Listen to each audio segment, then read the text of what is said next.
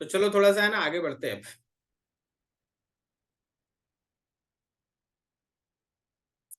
देखिए जैसे ये क्वेश्चन नंबर 15 देखिए, लिखा है the symbol and the name according to the IUPAC system for the element with atomic number 1 2 0 respectively are. देखिए देखा गया मॉडर्न पीरियोडिक टेबल में जब एलिमेंट्स है ना 100 के ऊपर एटॉमिक नंबर वाला एलिमेंट्स खोजा जाने लगा ना, तो उनके नोमेनक्लेचर में प्रॉब्लम ये आ रहा था कि किसी कंट्री में कोई एटॉमिक नंबर खोजा गया, किसी कंट्री में कोई एटॉमिक नंबर खोजा गया, दोनों लोग अपना अपना जैसे नहीं होता एलिमेंट्स के नेम को है ना फाइल करते हैं कि मेरा नाम रखा जाए। तो इसमें जो कॉन्फ्लिक्ट आने लगा उसको हटाने के लिए यूपेक सिस्टम क्या बोला ना कि 100 के ऊपर 100 एटॉमिक नंबर और उसके ऊपर जो भी एलिमेंट्स होगा उसका नेमिंग यूपिक नोमेनक्लेचर है ना पहले से फिक्स है। और उसके लिए वो लोग है ना कुछ नंबर्स को लेके है ना फिक्स कर दिए, बोले कि अगर ये नंबर आता है तो आपको ऐसे लिखना है। जैसे जैसे उनका कंसेप्ट ये था कि मान लो जैसे हम लोगों के पास कहीं भी जीरो आया, देखो पूरा सिस्टम वैसे आपको पढ़ाया गया है, हम उसको एक बार रिपीट करने का कोशिश कर रहे हैं बस। सपोज करो जैसे तुम्हारे पास है ना कहीं जीरो है, तो जीरो आया तो नील लगेगा, 1 आया तो अन लगेगा, 2 आया तो बाई लगेगा, 3 आया तो ट्राई लगेगा, 4 आया तो हम लोगों का क्या लगेगा क्वाड क्वाड लगेगा, 5 आया तो हम लोगों का पेंट लगेगा, 6 आया तो क्या लगेगा हम लोग का हेक्स लगेगा, 7 के लिए क्या यूज करोगे सेप्ट, 8 के लिए यूज करेंगे हम लोग ऑक्ट, और 9 के लिए हम लोग यूज करेंगे इन।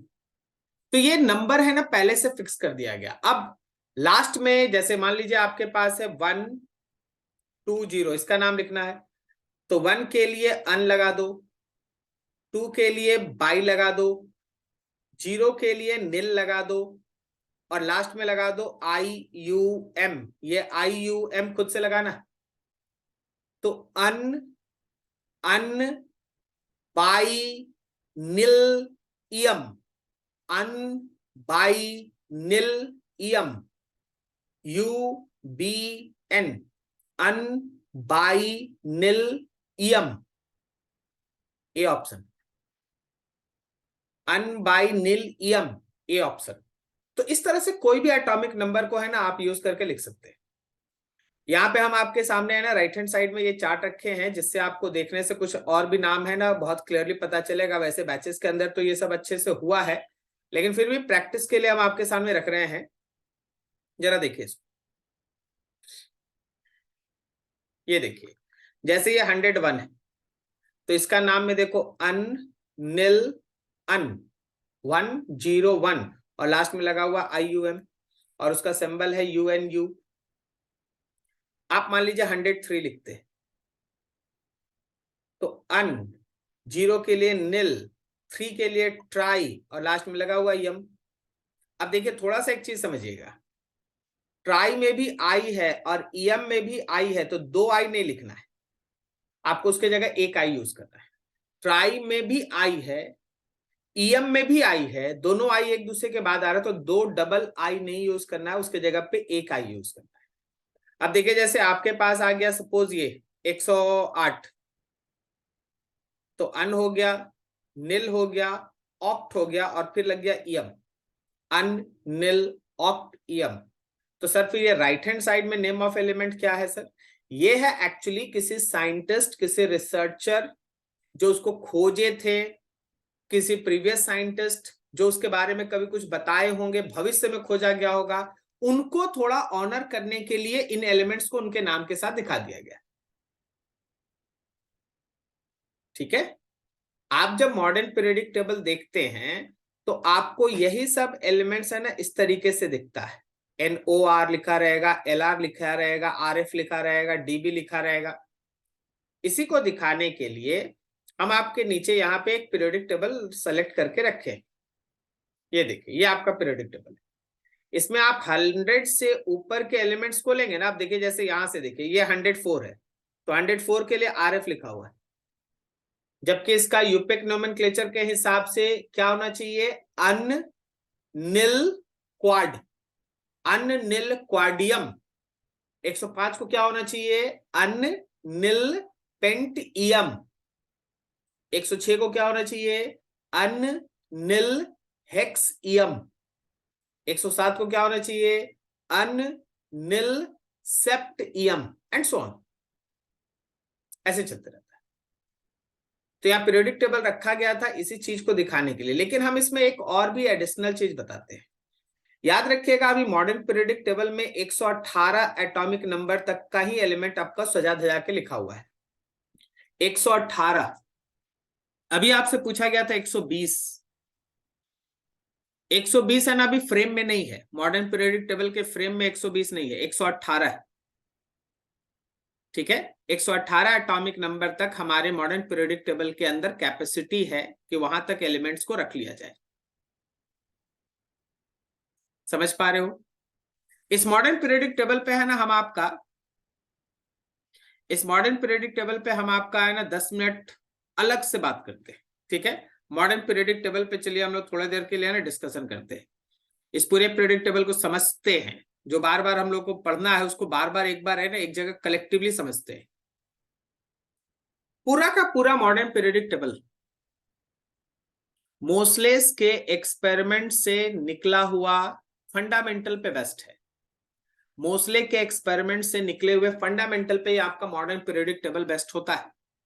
और वो फंडामेंटल एक्सपेरिमेंट क्या था कि वो क्या किए थे ना, एक एलिमेंट लिए, निकल था, एलिमेंट भी निकल था, निकल के ऊपर फास्ट मूविंग इलेक्ट्रॉन्स को टकराया गया, फास्ट मूविंग इलेक्ट्रॉन्स को टकराया गया। निकल था, उसके ऊपर फास्ट मूविंग इलेक्ट्रॉन्स को टकराया गया। जब इलेक्ट्रॉन इससे टकराया तो फिर यहां से कुछ अननोन टाइप ऑफ रे निकला। अननोन, जिसके बारे में नोन नहीं है वो अननोन, अननोन रेज निकला। मोस्टली बोले देखिए भाई ये अननोन रे है तो इसको हम लोग एक्सरे कह रहे हैं। वो एक्सरे था। तो टकराने के बाद जो एक्सरे यहां से निकला, उस एक्सरे के फ्रीक्वेंसी को, उस एक्सरे के फ्रीक्वेंसी को मोस्टली जब एटॉमिक नंबर ऑफ एलिमेंट के साथ प्लॉट किए, मोस्टली जब उस एक्सरे के फ्रीक्वेंसी को एटॉमिक नंबर के साथ प्लॉट किए तो वो देखे कि स्क्वायर रूट ऑफ फ्रीक्वेंसी जो है वो एटॉमिक नंबर के साथ डायरेक्टली प्रोपोर्शनल है। स्क्वायर रूट ऑफ फ्रीक्वेंसी जो है वो एटॉमिक नंबर के साथ डायरेक्टली प्रोपोर्शनल है, ऐसा उनका थ्योरी दिखा। ठीक है, तो यहीं से वो एक कंक्लूजन निकाले कि अच्छा जो सबसे बेसिक प्रॉपर्टी है फ्रीक्वेंसी, वो अगर एटॉमिक नंबर पे डिपेंड कर रहा है, एलिमेंट के एटॉमिक नंबर पे डिपेंड कर रहा है, तो सारा क्वांटिटी को एटॉमिक नंबर के साथ कोई ना कोई फंक्शन दिखाना चाहिए। और तब वो मॉडर्न पीरियोडिक लॉ दिए जिसमें आपको ये बोला गया कि the periodic properties of an element is directly depends on its atomic number. लेकिन इसके पहले मेंडलीफ क्या बोल रहे थे कि एटॉमिक वेट पे डिपेंड करता है।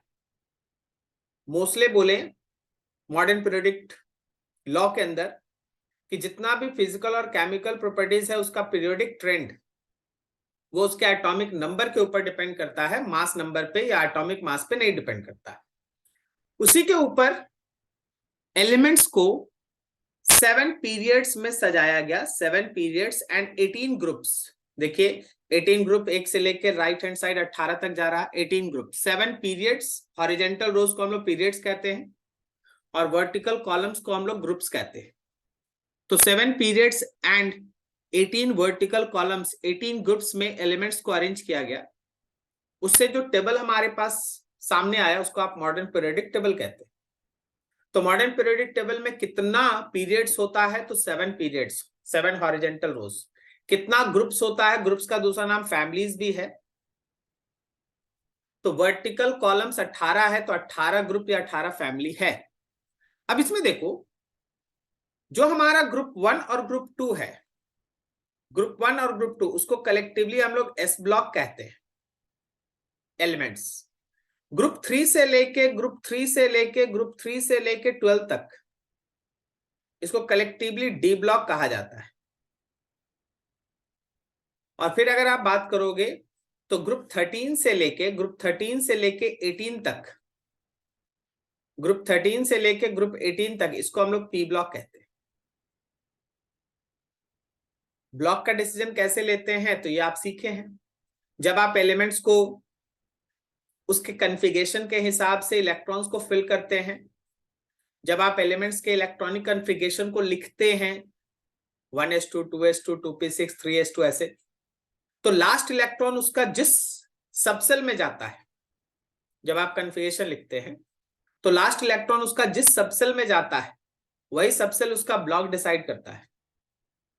अगर लास्ट इलेक्ट्रॉन एस सबसेल में गया तो वो एस ब्लॉक का एलिमेंट है, अगर लास्ट इलेक्ट्रॉन उसके पी सबसेल में गया तो वो पी ब्लॉक का एलिमेंट है, और अगर डी सबसेल में गया तो डी ब्लॉक। और नीचे आपको मिलेगा दो अलग से इंडिपेंडेंट सीरीज जिसको हम लोग कलेक्टिवली एफ ब्लॉक कहते हैं।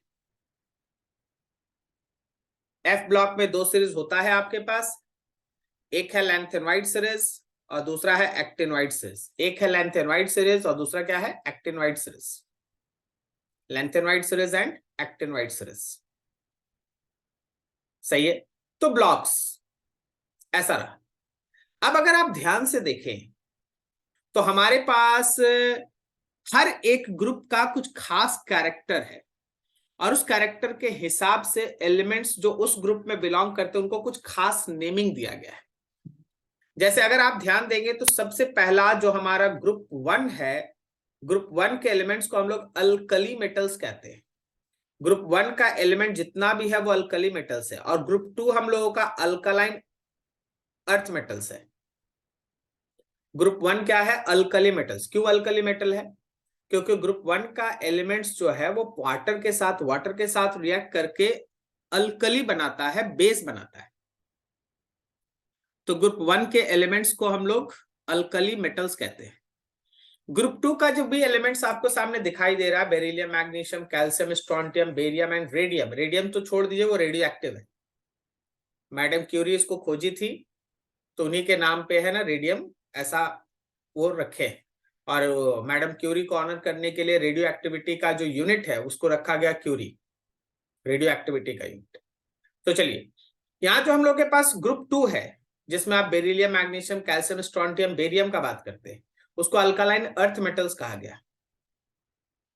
अल्कालाइन अर्थ मेटल्स क्यों कहा गया, क्योंकि अल्कालाइन अर्थ मेटल्स बोलने के पीछे का कारण है कि ये अर्थ के क्रस्ट पे, ऊपरी सतह पर अल्कालाइन फॉर्म में एग्जिस्ट करता है, इसलिए इसको अल्कालाइन अर्थ मेटल्स कहते हैं। ठीक है, फिर आप देखिए अगला जो हमारे पास एलिमेंट्स का क्लासिफिकेशन स्पेशल वे से किया गया है, उसमें लिखा हुआ ट्रांजिशन मेटल्स। जो हमारे पास ग्रुप 3 से लेके ग्रुप 12 तक एलिमेंट्स एग्जिस्ट करता है, ग्रुप 3 से लेके ग्रुप 12 तक एलिमेंट्स एग्जिस्ट करता है, उसको हम लोग ट्रांजिशन मेटल्स कहते हैं। देखिए, इसका नाम ट्रांजिशन देने के पीछे का कारण है कि ये एस ब्लॉक से प्रॉपर्टीज को पी ब्लॉक में धीरे धीरे ट्रांसफर होने में मदद करता है, इसलिए उसका नाम ट्रांजिशन मेटल्स पड़ा। एस ब्लॉक से प्रॉपर्टीज को देखिए ना, ये बीच में एक ब्रिज की तरह है, ट्रांजिशन करता है। तो एस ब्लॉक से ये प्रॉपर्टीज को ट्रांजिट करता है पी ब्लॉक की तरफ, इसलिए इसका नाम पड़ा ट्रांजिशन एलिमेंट्स। ठीक है, थोड़ा और आगे बढ़ो। हर एलिमेंट जो हमारे डी ब्लॉक में है वो सारा एलिमेंट ट्रांजिशन एलिमेंट्स में काउंट नहीं होता। 3 स्पेशल नाम याद रखिएगा जो हमारा डी ब्लॉक एलिमेंट है लेकिन ट्रांजिशन एलिमेंट नहीं है, और वो 3 एलिमेंट जो एग्जिस्ट कर रहा है वो है जिंक, कैडमियम एंड मर्क्यूरी।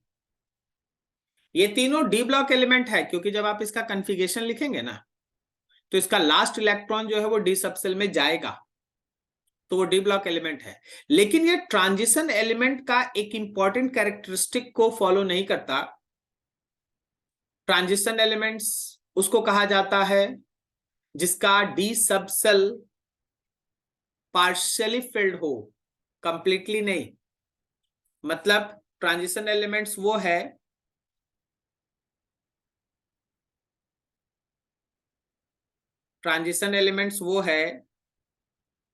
जिसका डी कन्फिगरेशन में 1 से लेके 9 इलेक्ट्रॉन दिखना चाहिए, 10 नहीं दिखना चाहिए। जबकि जिंक, कैडमियम और मर्क्यूरी में देखिएगा ना तो 10 इलेक्ट्रॉन भरा हुआ है। ठीक है, इसलिए इसको आप डी ब्लॉक एलिमेंट कहते हैं लेकिन ट्रांजिशन नहीं कहते। सही है। अब देखिए आपके पास थोड़ा और आगे बढ़ जाइए तो other metals, other non metals. अब आइए हैलोजन पकड़िए, हैलोजन पे कुछ बात हो जाए। हैलोजन आप सबको समझते हैं। Group 17, fluorine, chlorine, bromine, iodine, astatine and टेस्टल।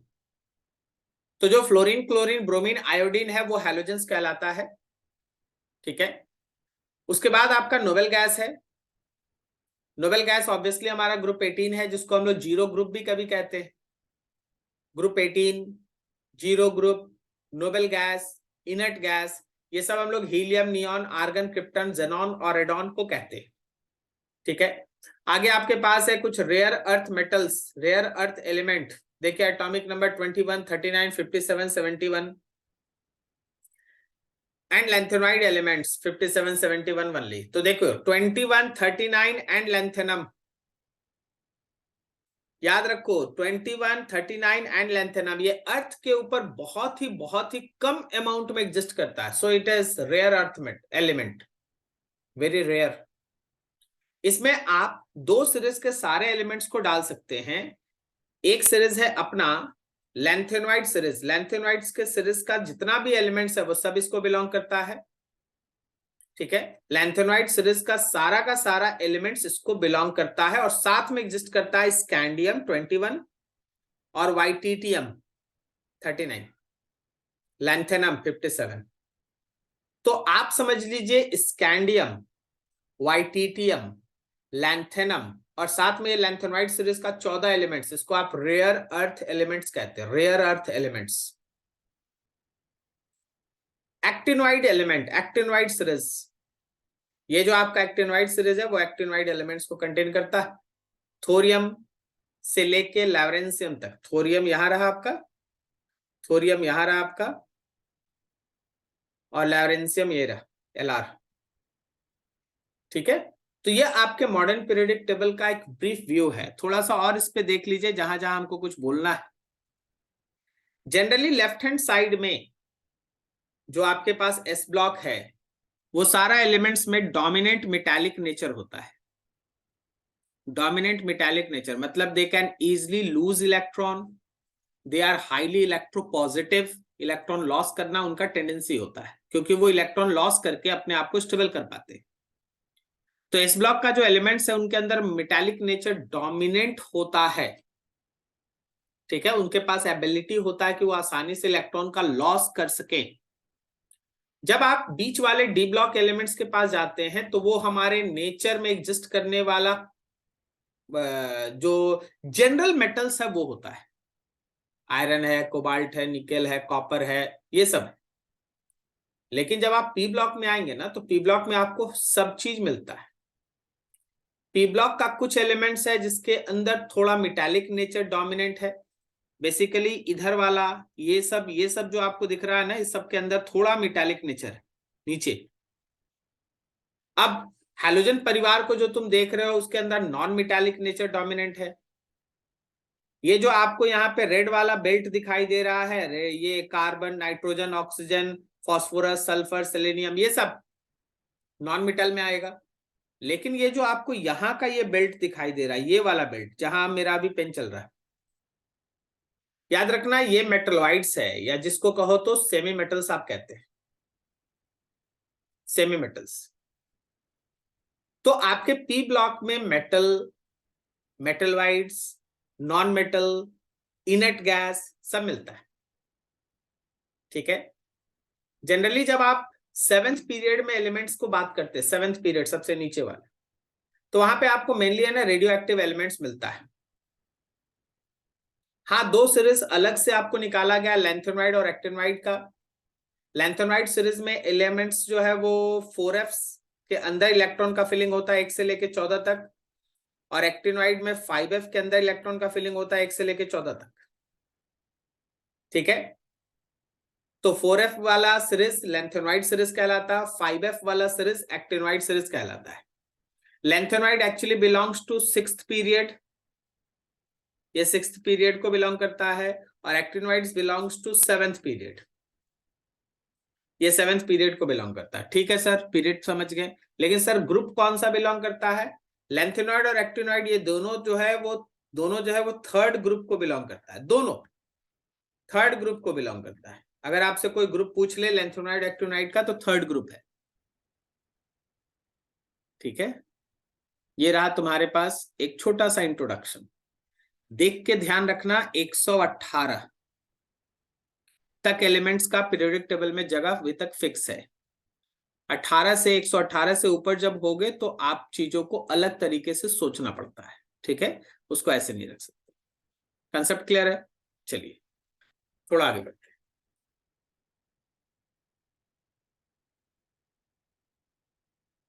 Question number 16 में लिखा है electron in an atom is characterized by a set of 4 quantum numbers and the principal quantum number n define the main energy level termed as। Principal quantum number हमेशा, ठीक है ना, principal quantum number जो है वो हमेशा, principal quantum number हमेशा हम लोगों को दिखाता है shells. Principal quantum number define the main energy level termed as shells. Shells बोलो या ऑर्बिट बोलो, सेल्स बोलो या फिर ऑर्बिट बोलो। ठीक है, तो जब कभी भी आप electron in atom characterised by a set of 4 quantum numbers and the principal quantum number define the main energy level termed as shell. Shell बोलिए या ऑर्बिट बोलिए, ठीक है ना। हमेशा प्रिंसिपल क्वांटम नंबर आपको उस ऑर्बिट के बारे में बताता है, first orbit, second orbit, third orbit, fourth orbit, जिसमें इलेक्ट्रॉन एग्जिस्ट कर रहा है। हाँ, उसके अंदर बहुत सारा ऑर्बिटल्स है या कहो सबसेल्स है, लेकिन मेनली वो दिखाता किसको है? ऑर्बिट्स को दिखाता है। फिर उसके बाद अंदर जाके अपना काम कीजिए। ठीक है, तो ऑर्बिट्स या सेल्स। 17 लिखा है electrons are filled into different orbitals and this distribution of electron into orbitals of an atom is termed as electronic configuration. किसी भी एलिमेंट के अंदर, किसी भी एटम के अंदर जितना भी नंबर ऑफ इलेक्ट्रॉन्स है वो डिफरेंट ऑर्बिटल्स के अंदर डिस्ट्रीब्यूट रहता है। इसको जो कन्फिगरेशन में आप हमेशा लिखते हैं, जैसे हम बोलेंगे कि देखो भाई ऑक्सीजन के अंदर 8 इलेक्ट्रॉन है, लेकिन ये कैसे डिस्ट्रीब्यूट है? तो आप कहेंगे सर देखिए, फर्स्ट ऑर्बिट के एस सबसेल में 2 इलेक्ट्रॉन है, सेकेंड ऑर्बिट के एस सबसेल में 2 इलेक्ट्रॉन है, और सेकेंड ऑर्बिट के पी सबसेल में 4 इलेक्ट्रॉन है। कुल मिला के 8 इलेक्ट्रॉन का डिस्ट्रीब्यूशन ये है। तो ये जो आप लिख रहे हो 1s2 2s2 2p4 वो इलेक्ट्रॉनिक कन्फिगरेशन है। इलेक्ट्रॉनिक कन्फिगरेशन से पता चलता है कि किसी एटम के अंदर जो नंबर ऑफ इलेक्ट्रॉन है आखिर वो कैसे डिस्ट्रीब्यूटेड है। ठीक है, बढ़िया। 18 successive filling of 3s and 3p orbitals gives rise to the third period. The number of elements present in this period, third period में देखो 3s में 2 इलेक्ट्रॉन जाएगा और 3p में फिर 6 इलेक्ट्रॉन जाएगा। जब आप फर्स्ट पीरियड, सेकेंड पीरियड, सब पीरियड्स का बात कर रहे हैं, second period, third period, fourth period, इन सब का बात करते हैं, तो फर्स्ट पीरियड में 2 एलिमेंट है, सेकेंड पीरियड में हमारे पास 8 एलिमेंट है, और थर्ड पीरियड में भी हमारे पास 8 एलिमेंट है। उसके बाद जो हम लोग का फोर्थ पीरियड स्टार्ट होता है, फोर्थ पीरियड स्टार्ट होता है, उसमें हम लोग के पास 18 एलिमेंट है, 18 ना, 18 एलिमेंट्स। ठीक है, तो थर्ड पीरियड के अंदर ये 8 एलिमेंट एग्जिस्ट करता है। समझ में आ रहा है? ठीक है, ऐसे चीज चलता है।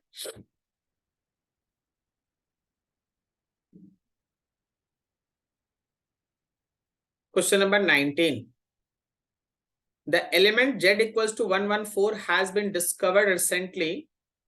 It will belongs to which of the following family or group and electronic configuration? ये किस फैमिली या ग्रुप को बिलोंग करता है ये बताना है, और फिर इलेक्ट्रॉनिक कन्फिगरेशन देखना है।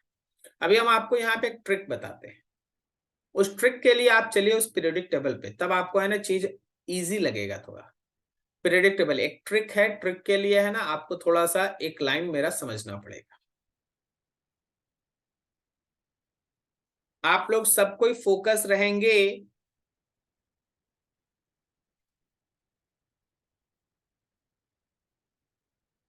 पी ब्लॉक में, और पी ब्लॉक में भी आप फोकस रहेंगे 7th पीरियड पर। P block 7th period, P block 7th period. आपको पता है ये 13th ग्रुप है, ये 14th ग्रुप है, ये 15th है, ये 16th ग्रुप है, ये 17th ग्रुप है, और ये 18th ग्रुप है। ठीक है, अगर आप ध्यान से देखेंगे ना तो 13 ग्रुप वाला एटॉमिक नंबर देखिए 113 है। ये ट्रिक है, याद करने का तरीका है। 14 वाले का एटॉमिक नंबर 114 है, 15 वाले का एटॉमिक नंबर 115 है, 16 का एटॉमिक नंबर 116 है, 17 का एटॉमिक नंबर 117 है, 18 का एटॉमिक नंबर 118 है। तो अगर कोई तुमसे बोले कि 114 एटॉमिक नंबर का ग्रुप बताओ, तो 14 ग्रुप। 116 एटॉमिक नंबर का ग्रुप बताओ, 16th ग्रुप। 117 एटॉमिक नंबर का ग्रुप बताओ, 17th ग्रुप। इतना हाई नंबर इसलिए दिया जाता है ना कि आप 100 के ऊपर के सारे एलिमेंट्स को यहां पे देखने का कोशिश करें। यहां देखिए 104 है, क्या ये 4th है? बिल्कुल है। आप इसको ऊपर से भी देख लीजिए ताकि ऊपर से आपको ब्रीफ हो। देखो यहाँ 4 है, ठीक है। फिर नीचे चलो, देखो 4 है, देखो ऊपर 5 है, नीचे 5 है, ऊपर 6 है, नीचे 6 है, ऊपर 7 है, नीचे 7 है, 8 है, 9 है, 10 है, एकदम चलते जाइए। 100 के ऊपर का अगर कोई ग्रुप आपसे पूछ लिया तो आप तो खुश हो जाइए ना। उसमें से 100 माइनस कीजिए, ग्रुप नंबर पता चल जाएगा। ठीक है, और 100 वाला जितना है उसका पीरियड भी आपको पता है, 7th पीरियड। उस 7th पीरियड में ही है। 7th पीरियड और ग्रुप के लिए 100 माइनस कर लो।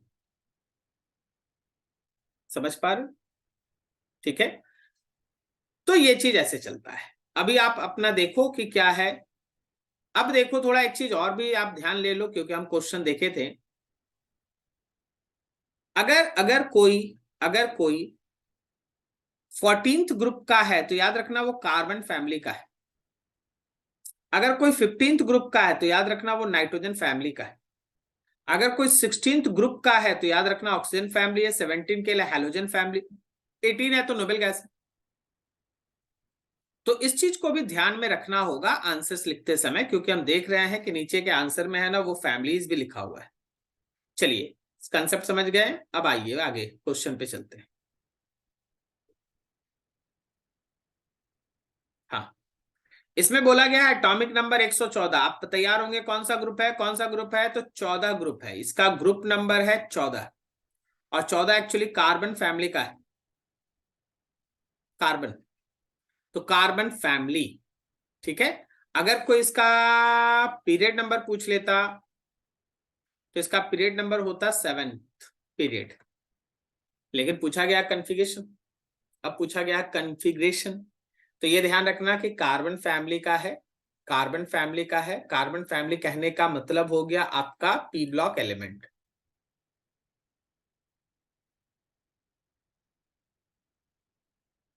पी ब्लॉक एलिमेंट, ठीक है। लास्ट इलेक्ट्रॉन पी सबसेल में इंटर करेगा। लास्ट इलेक्ट्रॉन पी सबसेल में इंटर करेगा। और अब हम जो लिख रहे हैं उसको थोड़ा ध्यान से समझिए। इलेक्ट्रॉनिक कन्फिगरेशन लिखने में अगर आप पीरियोडिक टेबल का सहारा लेते हैं ना तो आपको चीज बहुत आसानी से समझ में आएगा। जरा गौर कीजिए, जरा गौर कीजिए। हाँ, यहाँ जी, देखिए ये जो आपके पास रेडॉन है, रेडॉन है, इसका एटॉमिक नंबर है 86। तो जब आप आरएन लिखते हैं ना तो आप याद रखिए नोबेल गैस कन्फिगरेशन के साथ लिखने का तरीका है कि ये 86 एटॉमिक नंबर को कंटेन करता है। अब अगर आप 114 लिखिएगा तो इसका पिछला एटॉमिक नंबर रेडॉन है, जो एटॉमिक नंबर रेडॉन 86 आ रहा है, वो अगर गौर से देखोगे तो वो छठे 6th नंबर का नोबेल गैस है। Helium, neon, argon, krypton, xenon, तब रेडॉन। तो छठा नंबर का ये नोबेल गैस है। अब आप इसका कन्फिगरेशन जो लिखते हैं उस कन्फिगरेशन को देखिए और समझिए। जो इसका जनरल कन्फिगरेशन है वो हम आपको दिखाते हैं। जनरल कन्फिगरेशन हम आपको दिखाते हैं, जरा गौर कीजिएगा। D block, sorry, P block का जनरल कन्फिगरेशन।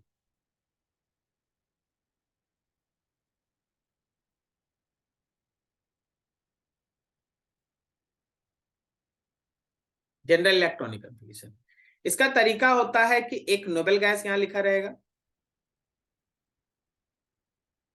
उस नोबेल गैस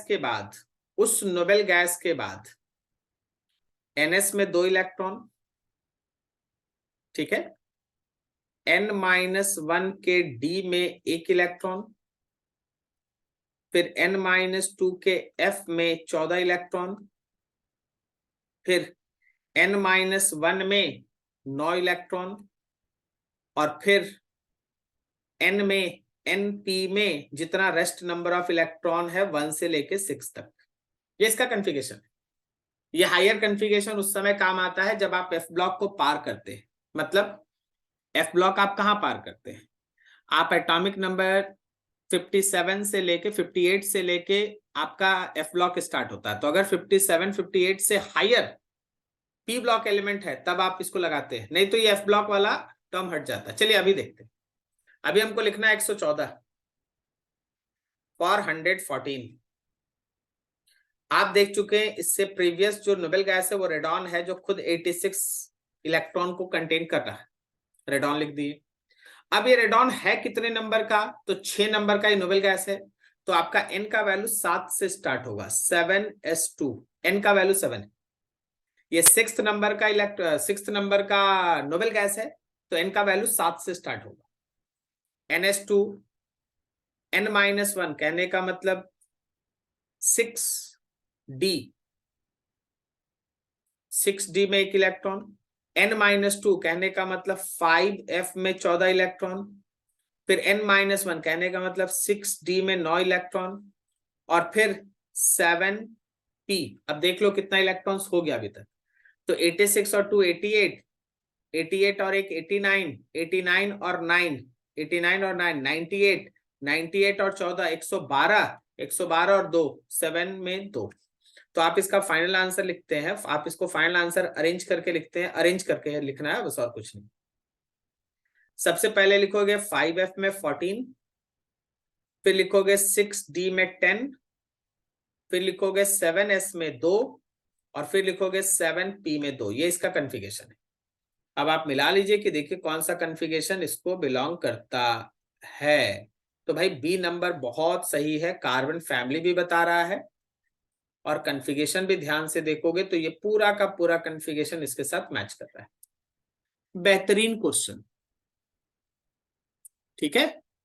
आपको बहुत कुछ है इसमें सीखने के लिए। एक तो आप ग्रुप कैसे डिसाइड कर रहे हैं हायर एटॉमिक नंबर में, लोअर एटॉमिक नंबर में तो आसान है, ठीक है, लेकिन हायर एटॉमिक नंबर में कैसे काम करना है, फिर पीरियड कैसे डिसाइड कर रहे हैं, फिर उसका कन्फिगरेशन कैसे लिख रहे हैं, इतने ज्यादा इलेक्ट्रॉन्स का कन्फिगरेशन लिखना कैसे लिखना, तो जनरल फॉर्मेट सब कुछ काम आएगा, ठीक है।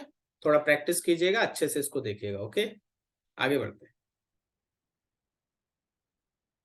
120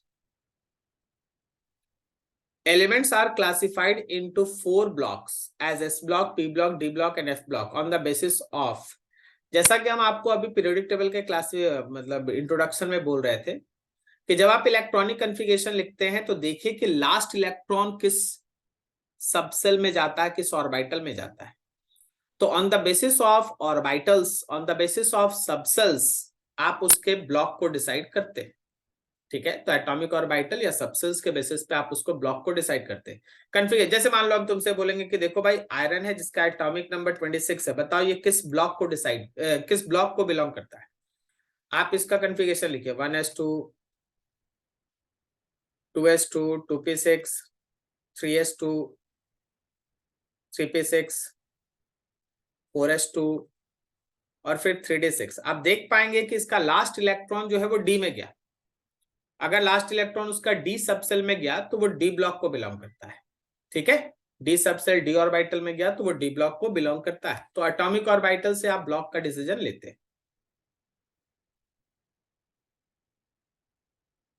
21 NS1 and NS2 are the outermost electronic configuration of S block elements. They are also reactive metals with, reactive metal मतलब क्या? रिएक्टिव मेटल का मतलब है जो इलेक्ट्रॉन को लॉस करे, रिएक्टिव मेटल का मतलब है easily loose electron. Easily loose electron का मतलब है लो आयोनाइजेशन एनर्जी, आसानी से इलेक्ट्रॉन निकले। तो low ionization energy, low ionization enthalpy is the basic cause जिस वजह से NS1 और NS2 का जो इलेक्ट्रॉनिक कन्फिगरेशन वाला एस ब्लॉक एलिमेंट है वो हाईली रिएक्टिव मेटल होता है, उनका आयोनाइजेशन एनर्जी काफी कम होता है। आयोनाइजेशन एनर्जी कम होने का कंसेप्ट मतलब पता है क्या? इसका मतलब है कि इलेक्ट्रॉन निकालने के लिए जो रिक्वायर्ड एनर्जी है वो काफी कम लगेगा। देखिए, कोई भी एलिमेंट अपना इलेक्ट्रॉन, जो मेटल है वो अपना इलेक्ट्रॉन खुद से नहीं देगा, ठीक है, लेकिन अगर आप उसको कुछ एनर्जी दीजिएगा तो वो इलेक्ट्रॉन निकल जाता है। तो आप किसी भी इलेक्ट्रॉन को निकालने में जितना कम एनर्जी देना पड़े, याद रखना वो उतना ही एक्टिव मेटल है, उतना ही ज्यादा इलेक्ट्रोपॉजिटिव है, उसका आयोनाइजेशन एनर्जी उतना ही कम है, ठीक है। तो लो आयोनाइजेशन एनर्जी की वजह से they are reactive metals.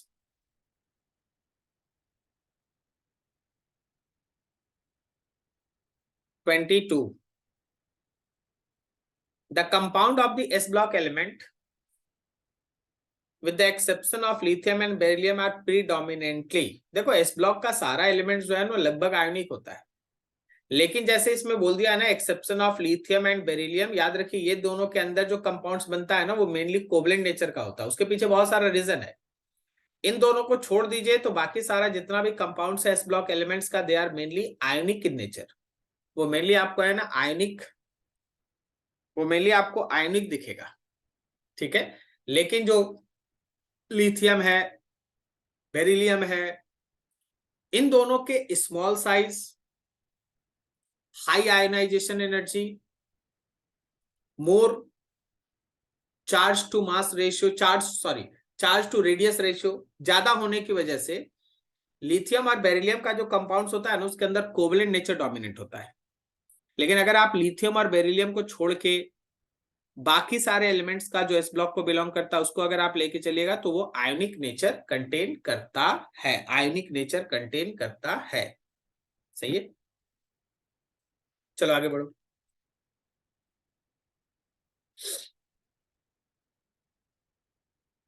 Which of the following group of elements have highly negative electron gain enthalpy? Highly negative electron gain enthalpy। देखिए, जैसे जैसे आप मॉडर्न पीरियोडिक टेबल में लेफ्ट से राइट की तरफ जाते हैं, इलेक्ट्रॉन को गेन करने वाला नेचर बढ़ता है, ठीक है। इलेक्ट्रॉन को गेन करने वाला नेचर बढ़ना मतलब जब आप उसको इलेक्ट्रॉन दीजिएगा ना बहुत खुश हो जाएगा, क्योंकि वो स्टेबल होता है, इलेक्ट्रॉन लेने से स्टेबल होता है, तो एनर्जी रिलीज करता है। जब एनर्जी वो रिलीज करता है तो उसका जो इलेक्ट्रॉन गेन इंथैल्पी है, इलेक्ट्रॉन को गेन करने के दौरान एनर्जी का जो चेंज है, बिकॉज वो एनर्जी निकल रहा है इसलिए वो निगेटिव आता है। तो आप ऐसे मानिए कि मॉडर्न पीरियोडिक टेबल में ग्रुप 16 और ग्रुप 17 का जो एलिमेंट्स है उसका इलेक्ट्रॉन गेन इंथैल्पी ज्यादा निगेटिव होता है। आप देखिए ना, आप चलिए हम आपको फिर से है ना उसी पीरियोडिक टेबल के ऊपर लिए चलते हैं, उस पीरियोडिक टेबल को गौर से देखिए। ये रहा, इस पीरियोडिक टेबल में ये जो राइट हैंड साइड का पूरा बॉक्स है, ठीक है, ये जो राइट हैंड साइड है, एक मिनट जस्ट थोड़ा रुकना, तो हम इसको है ना कॉपी करना चाहते हैं ताकि इसको हम फिर से वहां एक बार पेस्ट कर सकें।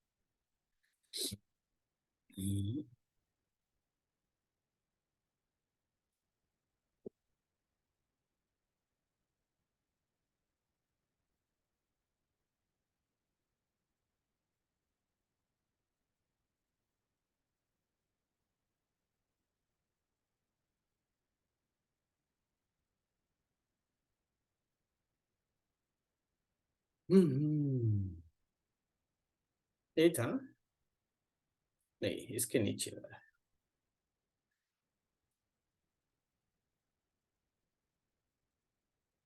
हर चीज को जानते हो, पढ़ने के लिए है ना पूरा का पूरा एक स्टडी सिस्टम है ना आपको हमेशा अडॉप्ट करके रखना चाहिए। हाँ वेरी गुड, तो ये चीज है। यहाँ पे अगर आप गौर कीजिएगा ना, चलिए थोड़ा आयोनाइजेशन एनर्जी इन सब पे बात कर ले हम लोग।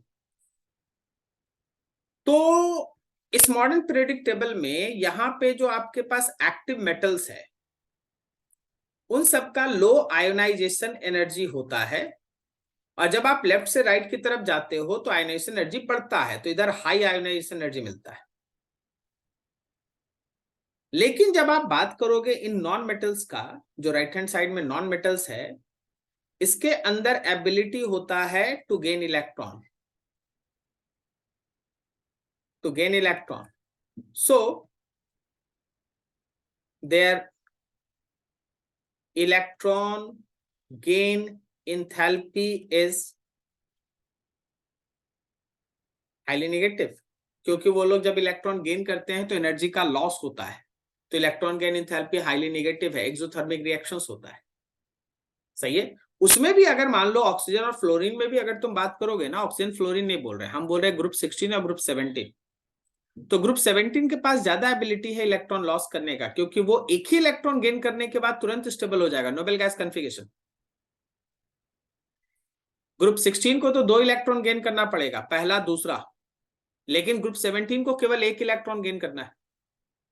इसलिए ग्रुप 17 का इलेक्ट्रॉन गेन एंथैल्पी ज्यादा नेगेटिव होता है 16 से, लेकिन 16 और 17 दोनों का होता है। देखिए इसमें कुछ एक्सेप्शन भी, इसमें जैसे एक्सेप्शन ये है कि जब हम लोग सेकेंड इलेक्ट्रॉन ऐड करते हैं ग्रुप 16 में तो वो पॉजिटिव होने लगता है इलेक्ट्रॉन गेन एंथैल्पी, क्या ये सब अलग बात है, वो आपको क्वेश्चंस के दौरान, बैचेस के दौरान आपको कराया गया। लेकिन एक जनरल ट्रेंड जो आपके सामने है वो ये कि ग्रुप 16 और ग्रुप 17 का इलेक्ट्रॉन गेन एंथैल्पी नेगेटिव होता है। ठीक है, तो दोनों सही है, इसका मतलब आपको डी वाला ऑप्शन टिक करना चाहिए, दोनों सही है। बहुत बढ़िया। एक मिनट, यहाँ कोई क्वेश्चन है शायद वो छिप गया है। उफ।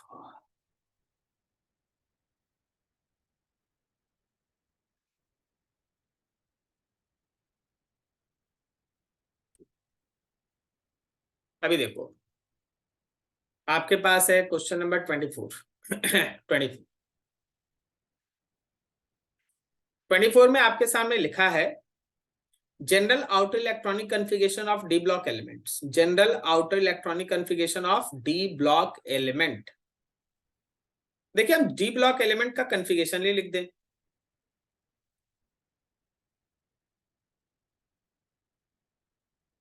जब आप डी ब्लॉक का कॉन्फ़िगरेशन लिखते हैं ना, तो सबसे पहले आप लिखते हैं नोबेल गैस। नोबेल गैस के बाद एनएस में 1 या 2 इलेक्ट्रॉन होता है, और फिर n-1 के डी सबसेल में, n-1 के डी सबसेल में 1 से लेके 10 इलेक्ट्रॉन तक होता है। ये तरीका लिखा। ठीक है, एनएस में 1 या 2 इलेक्ट्रॉन होता है और n-1 डी के सबसेल में 1 से लेके 10 इलेक्ट्रॉन तक होता है। अब आप अगर इसका सबसे अप्रोप्रिएट आंसर यहां देखेंगे, देखिए कभी एस में 3 तो हो नहीं सकता, ठीक है, और आप डी ब्लॉक का ही बात करें तो डी में 0 तो हो नहीं सकता, n+1 यहां हो नहीं सकता, तो बच गया आपके पास मोस्ट अप्रोप्रिएट आंसर सी। कोई आपका दिमाग ऐसे भी लगाया जा सकता है कि सर आप यहाँ 1 से 2 लिखे हैं, 1 से 10 लिखे, 1 से 10 वाला तो चलिए ठीक है एकदम मैच कर रहा है, लेकिन एनएस में आप 1 या 2 इलेक्ट्रॉन लिखे हैं, और यहाँ पे जो हमारा एनएस में लिखा वो 0 या 2 इलेक्ट्रॉन लिखा हुआ है। इसका कंसेप्ट क्या है? देखिए हम आपको इसमें ये कंसेप्ट सिखाना चाहेंगे कि वाकई में ये 0 भी हो सकता है। कारण क्या है कि जब आप D4 या D9 लिखते हैं, याद कीजिए D4 या D9, तो D4 अपने आप को S का ही एक इलेक्ट्रॉन खींच के अपने आप को D4 से D5 बदलता है, D4 से D5 बदलता है, याद है ना, हाफ फिल्ड। और D9 अपने आप को एक इलेक्ट्रॉन देके D9 से D10 बदलता है। तो ऐसा कंसेप्ट हो पाता कैसे है? तो वो S का ही इलेक्ट्रॉन ले लेता है। तो अगर NS में 1 इलेक्ट्रॉन है और अंदर में D4 है, तो D4 जो है वो अपने आप को D5 में बदल लेगा और NS के 1 इलेक्ट्रॉन को लॉस होना पड़ेगा। NS का 1 इलेक्ट्रॉन ट्रांसफर हो जाएगा 3D4 में या D4 में, और D4 बिकम्स D5, इसलिए वहां 0 लगता है। सो सबसे अच्छा आंसर सी है आपके पास, सी। बहुत बढ़िया, ठीक है ना, सी वाला आंसर। चलो आगे बढ़ते हैं।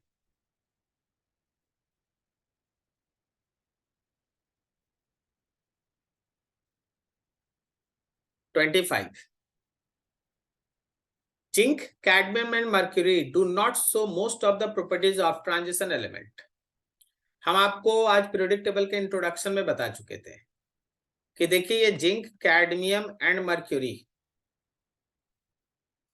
They R D block elements. ये डी ब्लॉक एलिमेंट्स है बट नॉट ट्रांजिशन।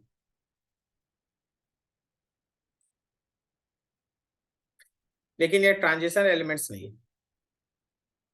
कंसेप्ट इसका बहुत सिंपल है कि जब हम लोग जिंक, कैडमियम और मर्क्यूरी का इलेक्ट्रॉनिक कॉन्फ़िगरेशन लिखते हैं तो उसका लास्ट इलेक्ट्रॉन डी सबसेल में इंटर करता है। तो लास्ट इलेक्ट्रॉन अगर डी सबसेल में इंटर करता है तो वो डी ब्लॉक को तो जरूर बिलोंग करता है। लेकिन ट्रांजिशन एलिमेंट होने के लिए एक इंपॉर्टेंट कंडीशन है, ट्रांजिशन एलिमेंट होने के लिए एक इंपॉर्टेंट कंडीशन है कि जो उसका डी सबसेल है वो पार्शियली फिल्ड हो, मतलब 1 से लेकर 9 इलेक्ट्रॉन हो, 10 नहीं हो। लेकिन जिंक, कैडमियम और मर्क्यूरी में डी सबसेल पूरी तरह से भरा रहता है, 10 इलेक्ट्रॉन होता है, तो ट्रांजिशन एलिमेंट्स नहीं है। ठीक है, सबसे इंपॉर्टेंट कैरेक्टरिस्टिक वो फॉलो नहीं करता। 26. Outer electronic configuration of F block element. अब ये ऑलरेडी है ना, हम एक बार लिख चुके हैं। ठीक है, हम ऐसे ही लिख देते हैं। नोबेल गैस होगा, उसके बाद फिर एफ ब्लॉक के लिए लिख रहे हैं, नोबेल गैस होगा, उसके बाद एनएस में 2 इलेक्ट्रॉन होगा, n-1 के डी में 1 इलेक्ट्रॉन होगा और n-2 के एफ में 1 से लेके 14 इलेक्ट्रॉन होगा। ठीक है, अब आप इसी को अरेंज कीजिएगा तो नोबेल गैस n-2 के एफ में 1 से लेके 14 इलेक्ट्रॉन, फिर n-1 के डी में 1 इलेक्ट्रॉन और फिर n के एस में 2 इलेक्ट्रॉन। ठीक है, ऐसा चलता है। तो मोस्ट प्रोबेबली आप देख लो, ये सी ऑप्शन है, बहुत बेहतरीन है। ठीक है,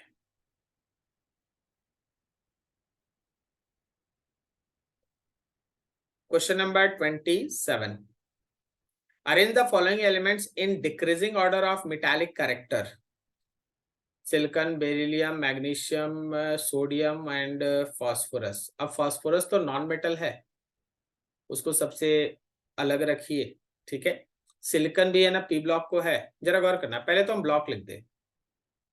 सिलिकॉन है, बेरिलियम है, मैग्नीशियम है, सोडियम है और फास्फोरस है। अब ये देखो, ये पी ब्लॉक को है, ये भी पी ब्लॉक को है, तो ये दोनों तो सबसे कम होगा। अब ये देखो, ये भी एस ब्लॉक का है, ये एस ब्लॉक का है और ये एस ब्लॉक का, तो ये तीनों सबसे ज्यादा होगा। अब इसमें ग्रुप देखो, ये फर्स्ट ग्रुप का है, ये सेकंड ग्रुप का है और ये भी सेकंड ग्रुप का है, तो फर्स्ट ग्रुप वाला सबसे ज्यादा होगा। ठीक है, अब सेकंड ग्रुप में कौन है, तो सेकंड ग्रुप में तुम अगर देखोगे तो बेरिलियम ऊपर है, मैग्नीशियम नीचे है। जैसे जैसे अब डाउन द ग्रुप जाते हैं, याद रखिए मेटालिक नेचर बढ़ता है, तो सबसे स्ट्रॉन्ग मेटल सोडियम है यहां, उससे कम कौन है, मैग्नीशियम है, उससे कम कौन है, बेरिलियम है, उससे कम कौन है, सिलिकॉन है, और सबसे कम कौन है, फास्फोरस है। देखिए कुछ मिलाइए वहां, sodium, magnesium, beryllium, silicon and phosphorus. और पता है इसके लिए सबसे अच्छा चीज कौन है, जिसपे आप इस चीज को बहुत अच्छे से डिसाइड कर देंगे, वो है आपका पीरियोडिक टेबल। अगर आप पीरियोडिक टेबल को इस न्यूमेरिकल के अंदर याद करके बैठे हैं तो वो आपको गजब तरीके का है ना हेल्प करता है। ठीक है, हम आपको दिखाते हैं। हम पहले उसको टेस्ट कर लिए, फिर थोड़ा इसको छोटा कर दें, क्योंकि अब इतना बड़ा हमेशा रहेगा तो दिक्कत होती रहेगा।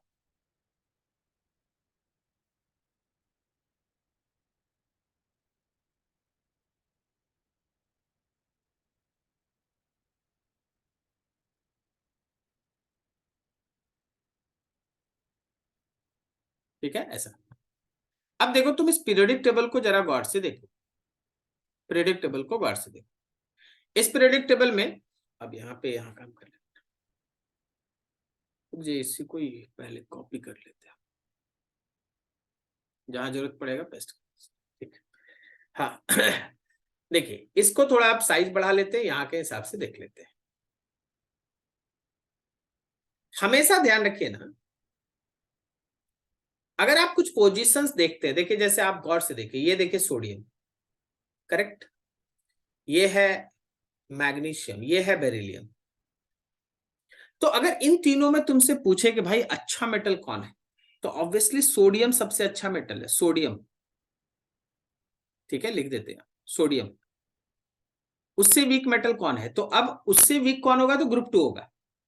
लेकिन ग्रुप 2 में ऊपर से जब आप नीचे जाते हैं मेटालिक नेचर बढ़ता है, तो मैग्नीशियम और फिर बेरिलियम। अब आ जाओ राइट हैंड साइड, देखो सिलिकॉन यहां है, फास्फोरस यहां है, और जैसे जैसे तुम लेफ्ट से राइट की तरफ जाते हो, जैसे जैसे तुम लेफ्ट से राइट की तरफ जाते हो, याद रखना मेटालिक नेचर घटता है। तो सिलिकॉन, उसके बाद फास्फोरस, ऐसे अरेंज करेंगे ना, ऐसे अरेंज करेंगे। तो मॉडर्न पीरियोडिक टेबल अगर याद रहेगा तो काम करना थोड़ा ऐसे आसान रहता है और चीजों को आसानी से लेके आगे बढ़ा जा सकता है। तो हमारे पूरे मॉडर्न पीरियोडिक टेबल में डाउन द ग्रुप क्या होता है भाई, तो down the group metallic nature, अगर हम तुमसे यहां बात करें, अगर हम तुमसे यहां बना के दिखाएं, देखो उल्टा हो गया, उल्टा हो गया, उल्टा हो गया थोड़ा, रुको फिर से एक बार। हाँ ये देखो, ये जरूरत के हिसाब से आएगा।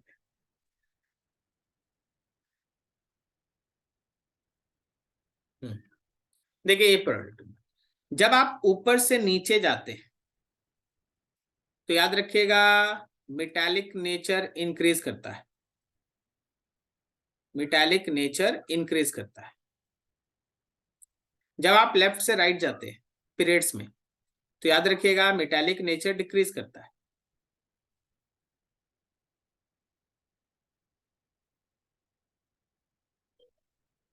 ठीक है, इस पे बहुत सारा चीज, मेटालिक नेचर अगर नीचे ऊपर से नीचे इंक्रीज करता है, तो आप ऐसा समझ लो कि आयोनाइजेशन एनर्जी डिक्रीज करता है।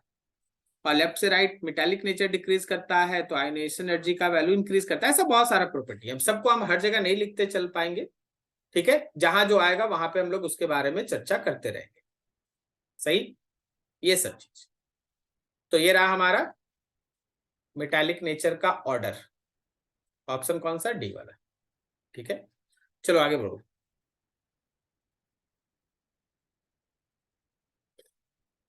28 में लिखा है half the internuclear distance separating the metal cores in the metallic crystal is termed as metallic radius. आप इसी को मेटालिक रेडियस कहते हैं।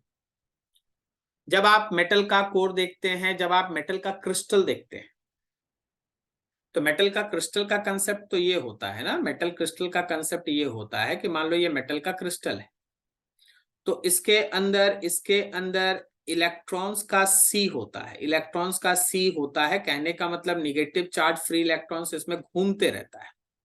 तो ये सब इसके अंदर इलेक्ट्रॉन्स का सी है। जस्ट 2 मिनट समय दीजिए, फिगर बन जाएगा तो बहुत अच्छे से क्लियर होगा।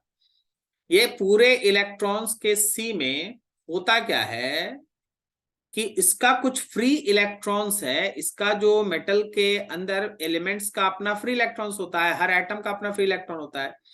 वो फ्री इलेक्ट्रॉन का पॉजिटिव चार्ज न्यूक्लियस इसके अंदर ऐसे भ्रमण करते रहता है,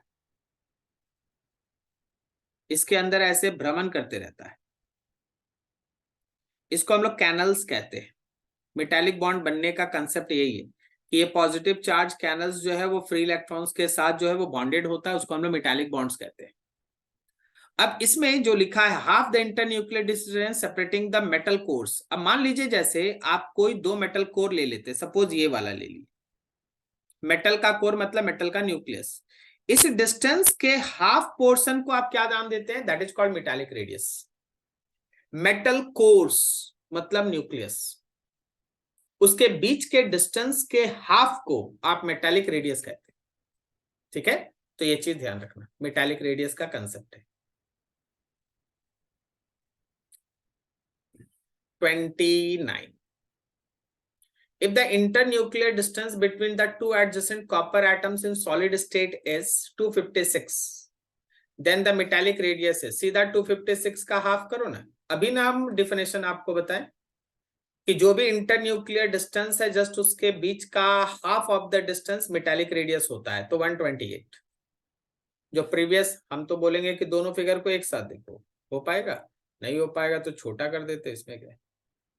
दोनों फिगर्स को एक साथ देखो, आंसर समझ में आएगा। ये जितना भी डिस्टेंस है इंटरन्यूक्लियर डिस्टेंस, उसका हाफ मेटालिक रेडियस है, उसका हाफ मेटालिक रेडियस है। यही तो अभी प्रीवियस न्यूमेरिकल था। तो जो हमारा डिस्टेंस दिया हुआ है 256 पिकोमीटर, उसका आधा करेंगे, दैट इज 128 पिकोमीटर, वही उसका मेटालिक रेडियस। ठीक है, चलो नेक्स्ट क्वेश्चन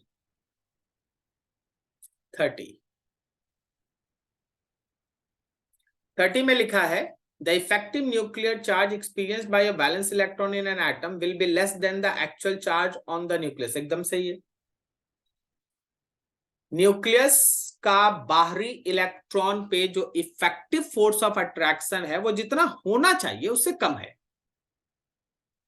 इसके पीछे का reason, the most appropriate reason for this is shielding of the valence electrons from the nucleus. Best explanation, इसी को आप पढ़े हैं स्क्रीनिंग इफेक्ट के नाम से।